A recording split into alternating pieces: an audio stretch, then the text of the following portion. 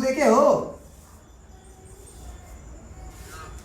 तो ये ज्यादा से ज्यादा भार थाम पाता है। दूसरा चीज, ट्रिग्नोमेट्री को और बता देते हैं कि क्यों पढ़ा जाता है, ट्रिग्नोमेट्री को क्यों स्टडी किया जाता है। एक राइट एंगल ट्रायंगल के बारे में, जैसे मान लो नीतीश है। अब नीतीश को मन किया कि वो जाए और अपने गर्लफ्रेंड से रात को मिल के आए। अब प्रॉब्लम क्या हुआ कि उसको घर के लोग देख सकते हैं, समझ रहे हो ना। अब उसके घर के लोग देख सकते हैं, बेचारा को मिलना है, ज़रूरी है ना, बहुत ज़रूरी है। तो अब ये क्या करेगा, उसको फ़ोन करेगा। अब वो बेचारी खिड़की से देखेगी, समझ रहे हो ना। अब वो खिड़की से जब देखेगी तो जो खिड़की रहेगा वो घर रहेगा, वो क्या होगा, ये घर ये धरती के ऊपर ही ना होगा, और यहाँ मान लो खिड़की होगा। तो खिड़की के बालकनी में मान लो वो लड़की आई, यहाँ पे लड़की आई। अब जो है बेचारा नीतीश घर के करीब नहीं जा सकता है, क्योंकि उसकी पिटाई हो सकती है। तो वो यहाँ से देखेगा उसको, तो यहाँ से देखेगा। अब मान लो देखने के लिए सबसे पहले डर डर के क्या करेगा, सबसे पहले सामने देखो, एक तो सामने देखेगा और फिर डर डर के धीरे धीरे सर को ऊपर करेगा ना। तो जब सर को ऊपर करेगा तो कितना सर को ऊपर करेगा कि वो लड़की को देख लेगा। या तो सर को ऊपर करना पड़ेगा, या अपनी आंखों के जो पुतलियां दी गई हैं दो, उसको ऊपर करना पड़ेगा। यानी कि उस बंदे को कितना एंगल ऊपर देखना होगा ताकि वो लड़की को देख ले। मतलब कितना एंगल ऊपर करना पड़ेगा, कितना एंगल ऊपर करना पड़ेगा। यदि उसे पता है कि वो धरती से इतना मीटर के दूरी पे है, मान लो 10 मीटर, 2 मीटर की दूरी पे वो बंदा खड़ा है, और खिड़की से ऊंचाई जो है उस लड़की की, जो खिड़की जितना दूर है वो ऊंचाई मान लो 1 मीटर की कुछ है। अब वो चाहता है कि हमको कितना नज़र ऊपर करना पड़ेगा। अब उसके बाद उसको देखने से अब पेट नहीं भर रहा है। मतलब ये तो समझ में आ गया ना कि इस एंगल को हमको निकालना है। कितना एंगल आंखें ऊपर करनी पड़ेगी ताकि ये देख लेगा। फिर उसका मन नहीं भरा देखने से, अब उसका मन बढ़ गया थोड़ा सा। अब मन बढ़ गया तो वो सीढ़ी लगाएगा। अब सीढ़ी लगाएगा तो है ना, फ्लावर लेके जाएगा बेचारा, और प्रसाद पाके आएगा उसी रास्ते से, जिस रास्ते से जाएगा। वापस क्या करेगा,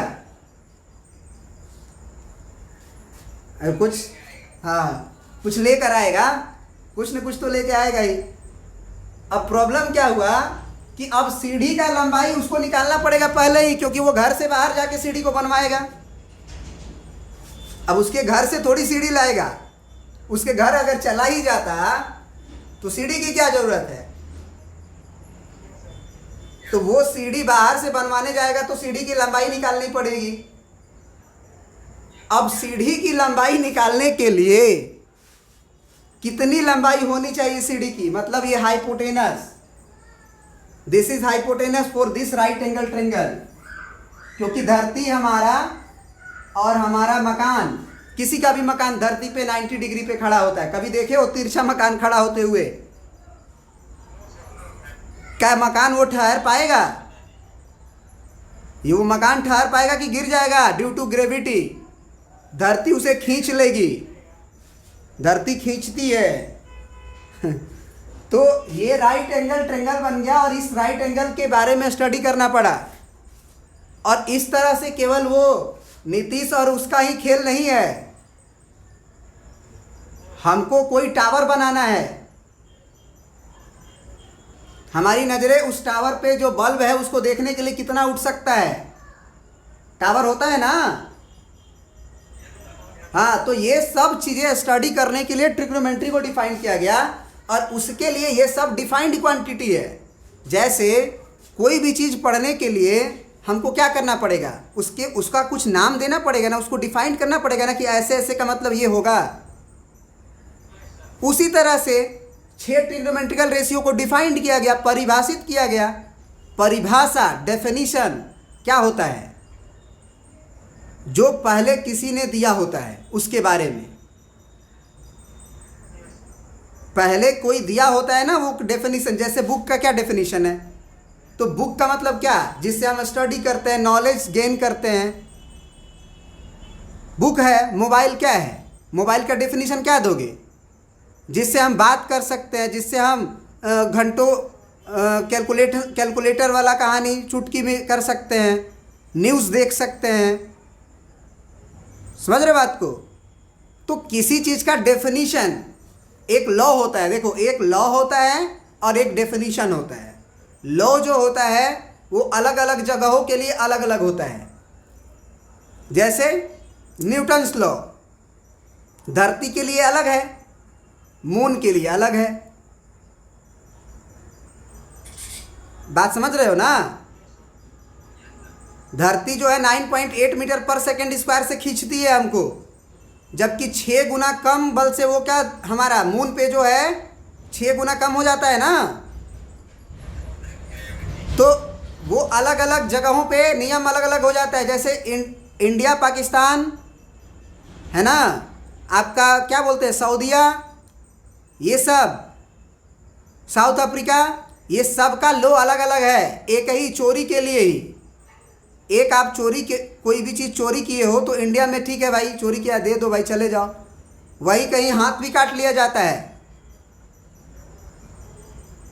तो लॉ जो होता है वो अलग अलग जगहों पे अलग अलग होता है, लेकिन डेफिनेशन क्या होता है, सेम होता है। जो पहले से डिफाइन कर दिया गया कि नहीं इसको भैया ऐसे ऐसे बोलते हैं। तो यही कहानी है कि ये ट्रिग्नोमेट्रिकल रेशियो को ऐसे ही डिफाइंड किया गया, और इसी के बेसिस पे हम लोग ये सब काम करते हैं। सीढ़ी की लंबाई है ना, टावर की लंबाई, टावर की ऊंचाई, टावर से धरती पे हम कितनी दूर पे हैं, है ना, धरती से कितनी दूर पे हैं, ये सब स्टडी करने के लिए हम लोग ट्रिग्नोमेट्री को पढ़ते हैं। बात समझ गए। हाँ,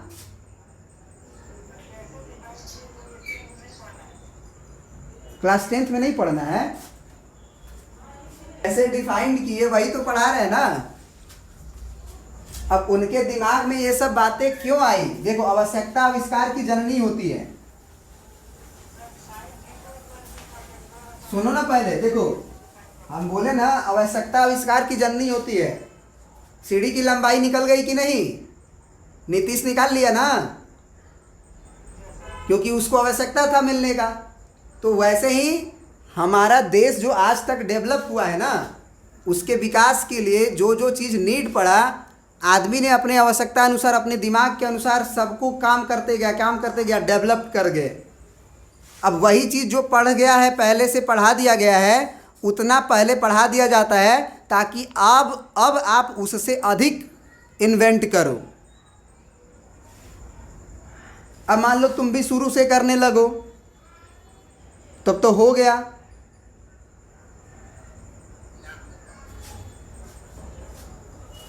तो अब हम लोग आर.एस. अग्रवाल की आगे की बात पढ़ते हैं, और वो है रेसिप्रोकल रिलेशन। क्या है हमारा रेसिप्रोकल रिलेशन? कुछ नहीं है, बस एक नाम है। तुम जरा बताओ कि साइन थीटा का रेसिप्रोकल क्या हो सकता है। रेसिप्रोकल का मतलब तो जानते हो ना भाई कि 2/3 है तो इसका रेसिप्रोकल 3/2 होगा। रेसिप्रोकल का मतलब यही होता है, उल्टा कर दो। 1/2 है तो 2/1 कर दो, 7/5 है तो 5/7 कर दो। तो साइन थीटा अगर परपेंडिकुलर बाई हाइपोटेनस है और कोसेक थीटा हाइपोटेनस में परपेंडिकुलर है, मतलब ये तो कह ही सकते हैं ना कि sine theta into cosec theta अगर किया जाएगा तो 1 आएगा, क्योंकि ये होगा परपेंडिकुलर बाई हाइपोटेनस और ये होगा ये कॉसेक लिखना, गलती से कॉस लिख दिए थे। हाइपोटेनस भाई परपेंडिकुलर, ये पी से पी कटेगा, एच से एच कटेगा, 1 आ जाएगा। तो यहां से तुम बताओ कि sine theta into cosec theta अगर 1 आ गया तो साइन थीटा क्या होगा, 1 बाई कॉसेक थीटा। और कोई कहेगा कि नहीं हम कॉसेक को ही इधर रखेंगे भाई, तो कॉसेक थीटा बराबर क्या हो जाएगा, 1 बाई साइन थीटा। क्या तुम्हें ये बात समझ में आ रही है? बिल्कुल आनी चाहिए। आ रहा है ना? यहां से कॉसेक थीटा निकालेंगे तो साइन को उधर भेजना पड़ेगा, तो 1 बाई साइन थीटा। तो ये भी याद रखना कि sine theta perpendicular by hypotenuse भी होता है और sine theta 1 by cosec theta भी होता है। Cosec theta hypotenuse by perpendicular भी होता है और cosec theta 1 by sine theta भी होता है। अब जरा बताओ और कौन कौन का रेसिप्रोकल रिलेशन होगा, इसको लिख लेना। किसका किसका? एक दूसरे का रेसिप्रोकल को पकड़ने का कोशिश करो। कॉस का रेसिप्रोकल सेक से होता है, तो cos theta into sec theta अगर हम पूछे तो क्या होगा, वो 1 हो जाएगा, क्योंकि ये हो जाएगा बेस बाई हाइपोटेनस और ये हो जाएगा हाइपोटेनस बाई बेस और बीच में है इंटू। तो अब बताओ कॉस थीटा बराबर क्या हो जाएगा, 1 बाई सेक थीटा। और सेक थीटा बराबर क्या हो जाएगा,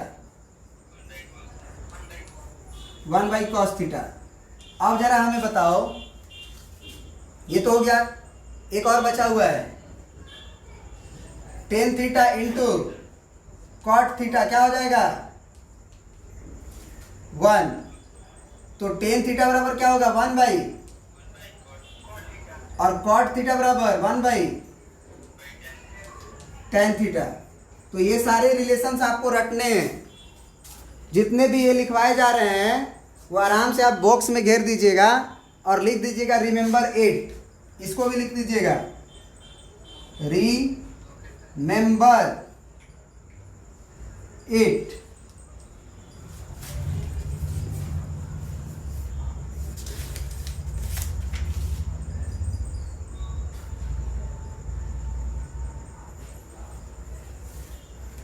चलिए एक थ्योरम प्रूफ किया जाए।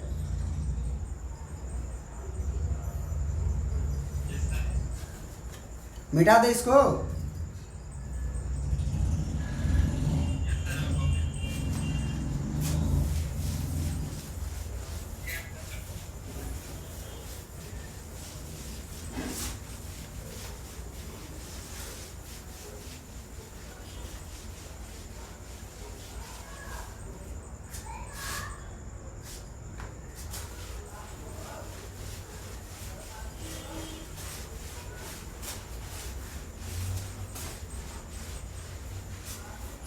थ्योरम क्या है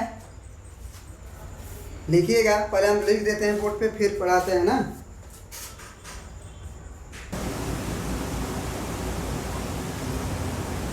चलिए देखिए क्या लिखा हुआ है, so that value of each of the trigonometrical ratio of an angle does not depend the size of the triangle, it only depends on the angle.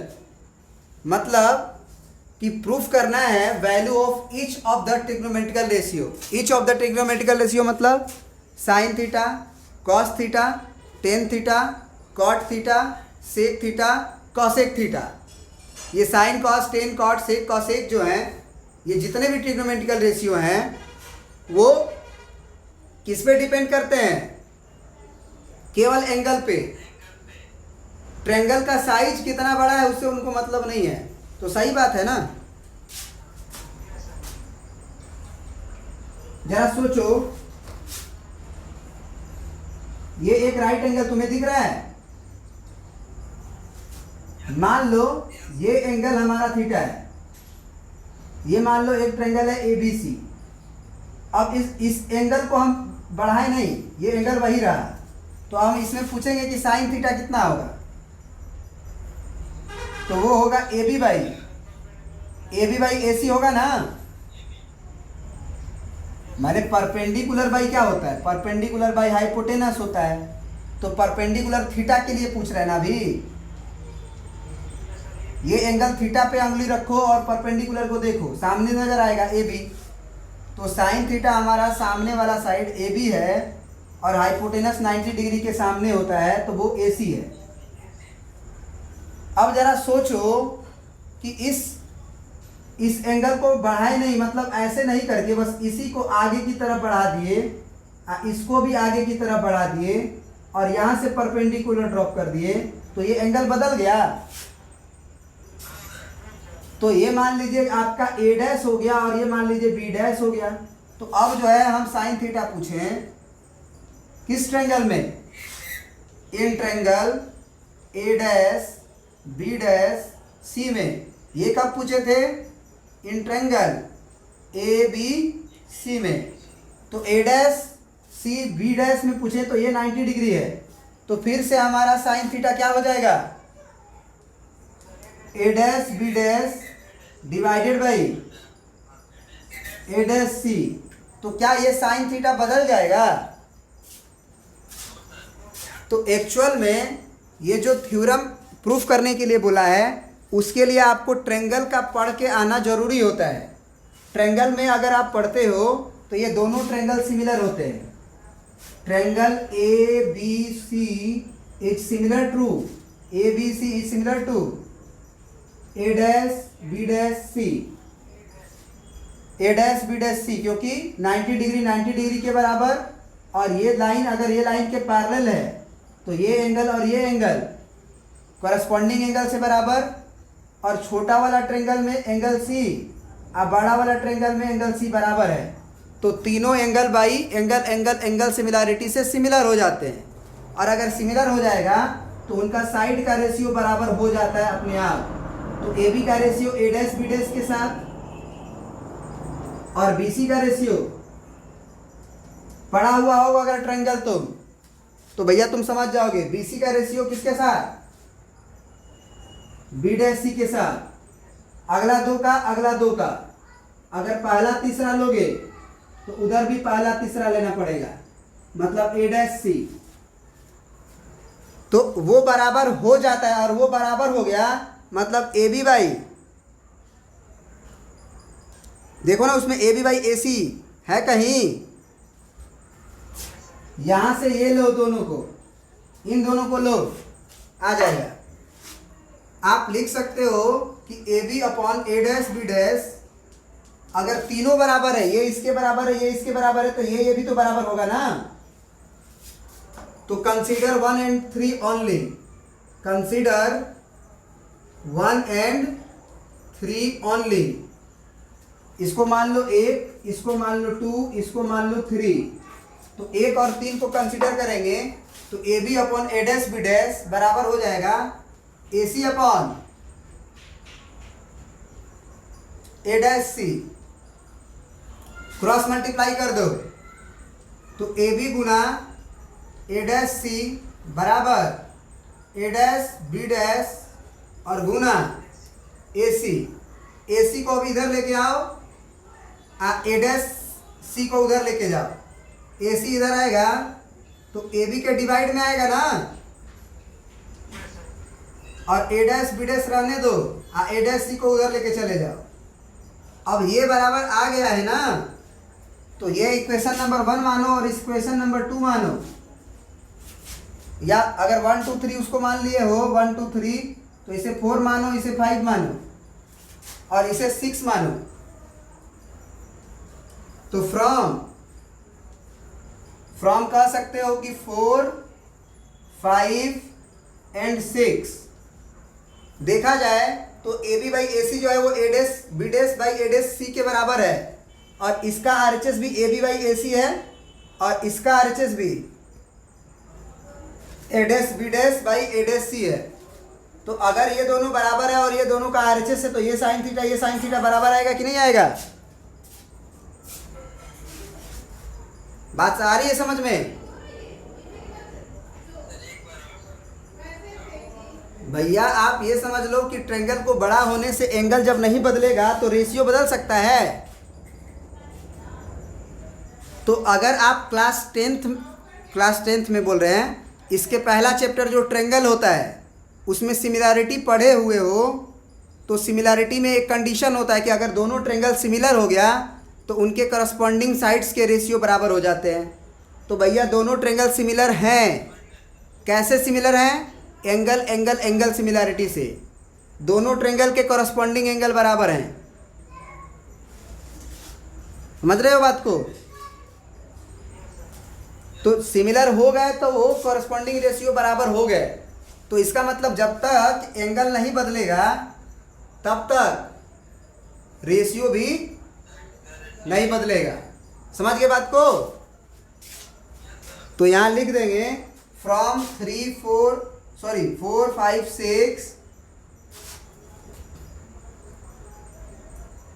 क्या बोल देंगे हम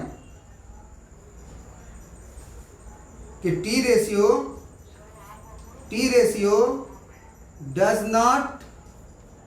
does not depends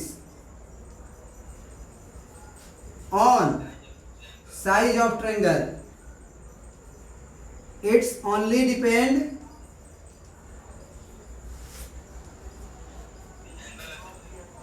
angle of triangle। बात देखो, आप बस ये समझो ना कि ट्रायंगल का साइज बदलेगा तो एंगल थोड़ी बदल सकता है। इसको बढ़ाने से ये एंगल बदल जाएगा। तो जब एंगल नहीं बदलेगा तो साइन थीटा वो रेशियो है। भले ट्रायंगल बड़ा बनेगा तो दो साइड भी बड़ा बड़ा होगा, तो ऊपर बड़ा होगा तो नीचे भी तो बड़ा होगा ना। हमको नहीं मालूम है कि 1/2 जो है वो 2/4 के बराबर होता है। अरे इसमें भी 10 से गुना कर दो और इसमें भी 10 से गुना कर दो, तो ऊपर हो जाएगा 10 सेकंड 10, नीचे हो जाएगा 20। नहीं समझे बात को? ये काट के 2 एकम 2, 2 दूना 4 हो जाएगा कि नहीं हो जाएगा? तो भैया एक साइड अगर परपेंडिकुलर को बढ़ा रहे हो तो हाइपोटेनस भी तो बढ़ रहा है ना। सिंपल सी बात है। तो रेशियो तो मैनेज कर लेगा ना, बैलेंस कर लेगा ना कट पीट के। This is concept behind this कि दो चीज का रेशियो जो है वो केवल 1/2 है। तो आप जानते हो इक्विवेलेंट रेशनल नंबर के बारे में कि अगर मान लो कोई नंबर 2/3 है तो ऊपर अगर हम 15 से गुना कर दें, नीचे भी 15 से गुना कर दें, तो 15 दूना 30 और 15 तिया 45। ये 30/45 जो है वो नथिंग बट 2/3 ही है। बस दिखने में बड़ा लग रहा है। तो रेशियो बड़ा होने से वो बैलेंस कर लेगा। परपेंडिकुलर बढ़ा तो हाइपोटेनस भी बढ़ गया, वो बैलेंस कर लेगा। समझ गए? तो आज इतना ही। अब इसके बाद हम लोग अगले क्लास में पढ़ेंगे। ठीक है? Okay, thank you.